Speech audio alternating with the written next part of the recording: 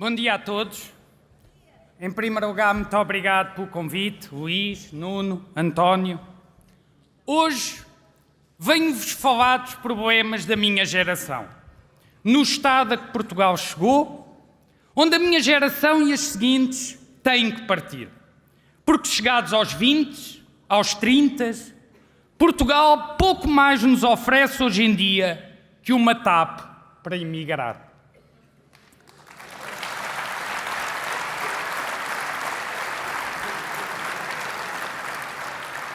Comecemos pelo primeiro direito, a habitação.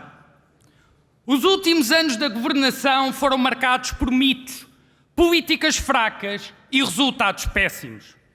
E tudo, meus amigos e minhas amigas, começa no diagnóstico. Quando os preços das casas começaram a subir fortemente, culpou-se o primeiro mito, a especulação. Tão conveniente culpar a especulação. Até porque é algo que não conseguimos ver. Se os preços estão altos, obviamente só pode ser especulação. Só que não. Hoje, quando atravessamos um período das maiores taxas de juro, Portugal é dos poucos países em que os preços das casas e das rendas ainda não descem. Se houver especulação, meus amigos e minhas amigas, ela só pode mesmo ser portuguesa. O diagnóstico é tão mau que hoje a palavra especulação desapareceu. Depois, com base num único número, 700 mil casas vagas do INE, dizia-se que alguns malandros tinham casas vazias e esse era o problema. O Estado todo-poderoso vai resolver, é fácil e vá de um arrendamento forçado. Vendo melhor os números, das 70 mil casas, metade estava no mercado para venda ou arrendamento. E apenas 160 mil estão na área metropolitana de Lisboa e 80 mil na área metropolitana do Porto. O Excel não fecha. Rapidamente, mesmo colocando todas estas casas no terreno, não se resolve o problema. Depois,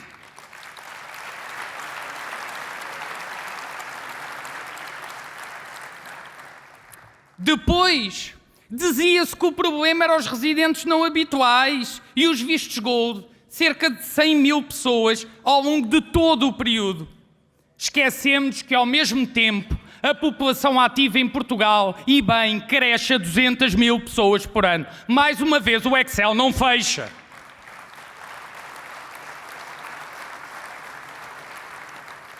E, por fim, o alojamento local. Esse malandro. Este até parece ter contribuído para o aumento de preços em duas freguesias mais turísticas de Lisboa, mas a sua proibição, medida pela insuspeita Susana Peralta, apenas levou a preços médios a subirem 9%. Com 9% podíamos viver bem. Pouquinho para tamanho problema.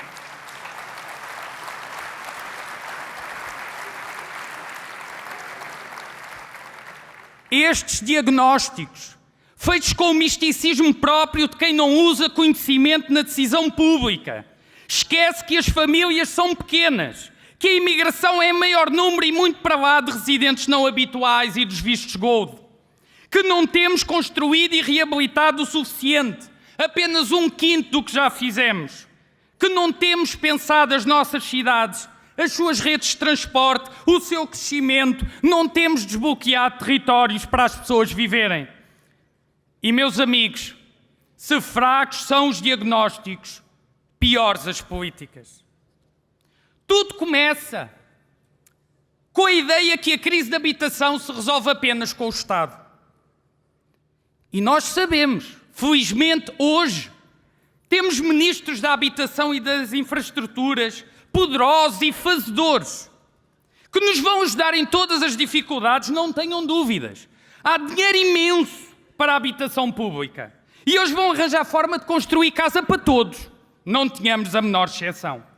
Basta esperar que os fazedores providenciais do país, eles obviamente que vão tirar as casas do papel e, tal como numa linha de alta velocidade de comboio, vamos rapidamente chegar à estação do fim do PRR e o problema vai estar resolvido.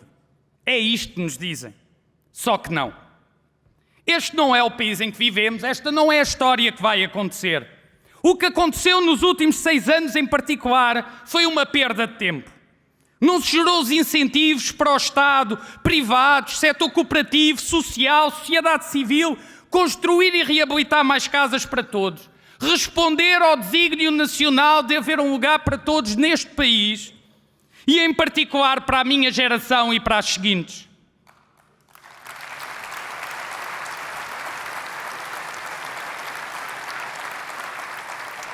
Lembrem-se que nós estamos num setor em que o Estado não tem construtores civis, canalizadores, pedreiros e eletricistas. Mas mesmo assim decidiu ir sozinho.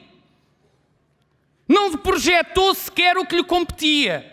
Uma política de transportes que faça as cidades crescer. Não arrumou o seu próprio património, que representa 50% das possibilidades de crescimento de Lisboa. Está por aí ao abandono.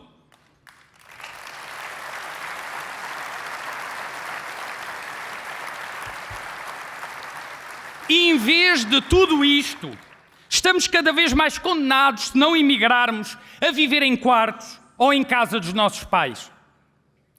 Uma coisa vos posso garantir, não é isso que queremos, não é isso que ambicionamos e não é isso que aceitamos.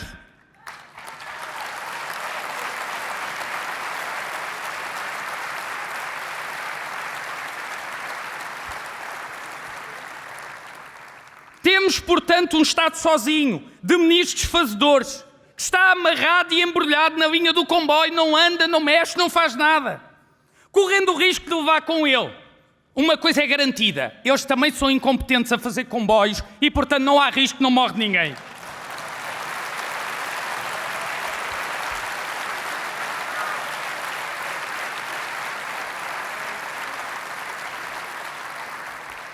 Mas afinal, o que fazer?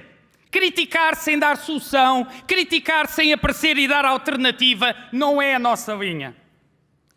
Porém, a resposta é simples e transversal. Nós temos que usar a capacidade, o gênio, o talento, o propósito do país, a sua sociedade civil, o setor privado, o setor social, cooperativo, público, todos juntos. É este o caminho alternativo que não tem sido feito e que começa agora.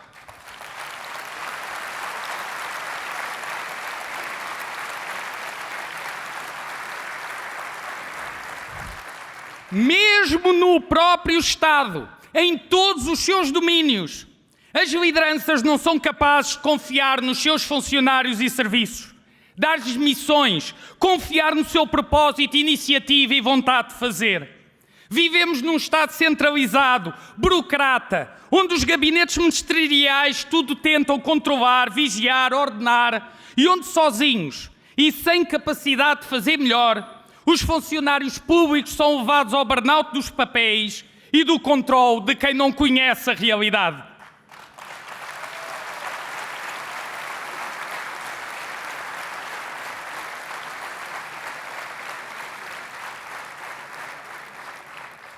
E além disso, são mal pagos.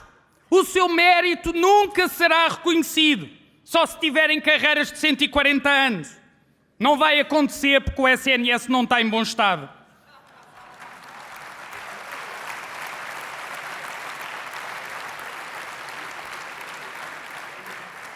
Assim, a cegueira ideológica do Estado tudo faz, trouxe o pântano operacional, o verdadeiro monstro.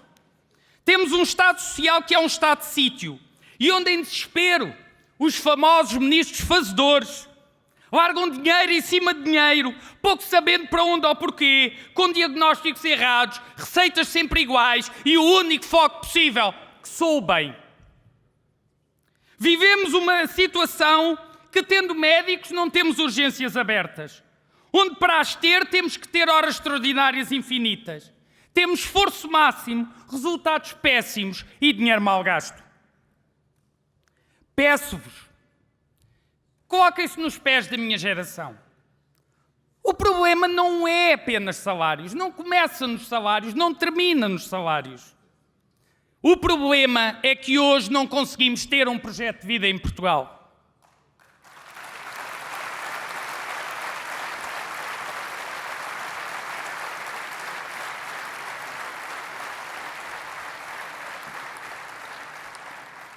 Não há habitação para vivermos. Falta saúde para nos protegermos e para os nossos pais e avós. Não há educação para os nossos filhos. Temos um discurso onde o país é levado a acreditar em justificações daqueles que nos governam que já não nos convencem. E sabem porquê? Porque depois de muitos anos a estudar e a qualificar-nos, não é com demagogias que ficamos convencidos. De facto, este país hoje, não o da amanhã, espero eu, deixou de ser para nós. Mas acredito que Portugal pode ser diferente e cabe aos portugueses decidirem. Portugal tem capacidade de fazer, com toda a sociedade civil mobilizada, um verdadeiro Estado social que consiga dar respostas e não deixe ninguém para trás. O talento, a vontade, o propósito dos funcionários públicos existe. Só temos que os deixar trabalhar com autonomia e responsabilização, com motivação e reconhecimento. Aquilo que nós não precisamos é de ministros fazedores. Precisamos de uma sociedade livre, empreendedora, que seja mobilizada para os grandes desafios nacionais.